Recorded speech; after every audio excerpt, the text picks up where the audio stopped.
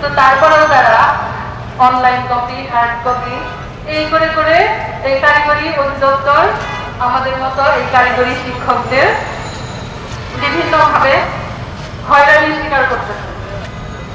এত কিছুর পরেও 4 মাস ধৈর্য ধরে থাকার পরেও প্রথম এমপিও মিটিংয়ে অনেকেই হয়তো আশায় খুব বেঁচেছিলেন এবং আমিও ভেবেছিলাম যে এবার হয়তো এমপিওটা হয়ে যাবে, কিন্তু কারণে হয়নি।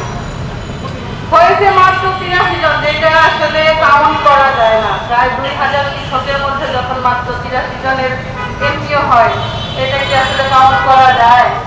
আমার মনে হয় এরা ভুল করে দিচ্ছে 83 জনকে। এটা সম্পূর্ণই কারিগরি শিক্ষা অধিদপ্তরের গাফিলতি ছাড়া আর কিছুই না।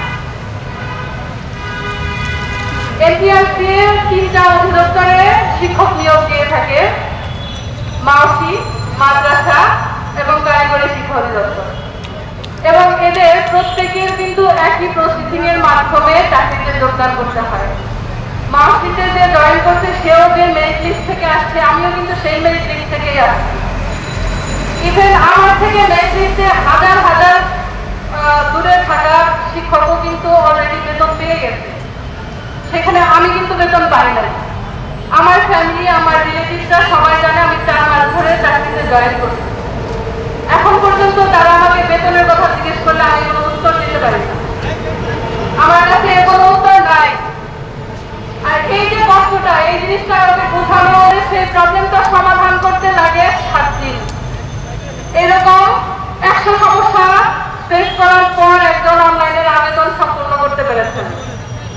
তাহলে আপনি দেখেন যে 4 মাস যদি একটা অনলাইন অ্যাপ্লিকেশন করতে লাগে, যেটা আসলে যদি কোনো সফটওয়্যার যদি ঠিক থাকে, বাংলাদেশে এখন 4G, আমার মনে হয় না যে 5G, সবখানে 4G, সবখানে 4G আছে, 5Gও ঢাকা দিয়ে মানে কিছু কিছু জায়গায় 5G আছে। যাই হোক, আমার মনে হয় না যে একটা অনলাইন আবেদন করতে 4 মাস সময় লাগার কথা। এইটা কিন্তু তাদের গাফিলতি।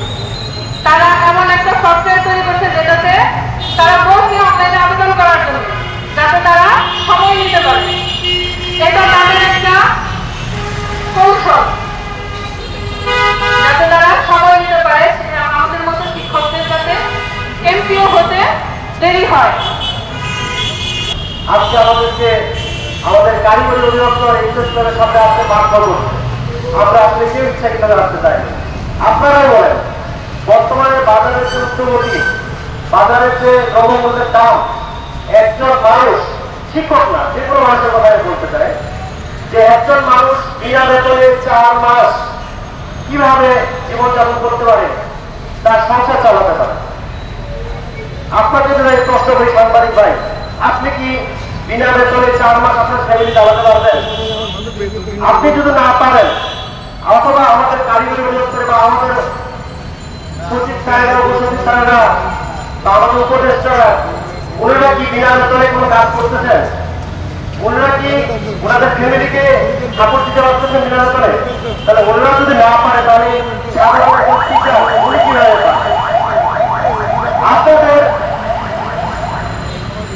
একটা ভুল ধারণা আছে, হয়তো ঢাকা শহরের টিচাররা হয়তো অনেক টাকা ইনকাম করতে পারে সরকার সাপোর্ট দিতে পারে, কিন্তু গ্রামের একটা টিচার, গ্রামের স্কুলের একটা টিচার, গ্রামের কলেজের একটা টিচার, তার কিন্তু এই বেতনের উপর নির্ভরশীল করতে হয় সারা মাসের।